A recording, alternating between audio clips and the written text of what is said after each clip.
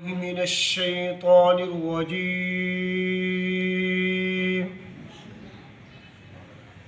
بسم الله الرحمن الرحيم.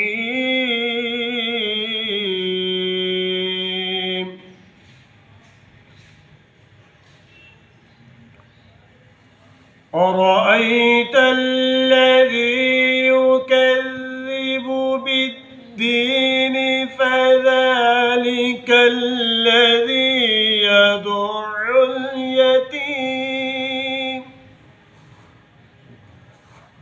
ولا يحض على طعام المسكين فويل للمصلين الذين هم عن صلاتهم ساهون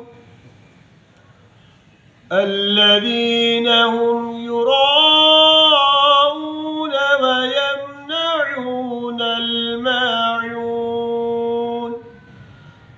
آمنت بالله صدق الله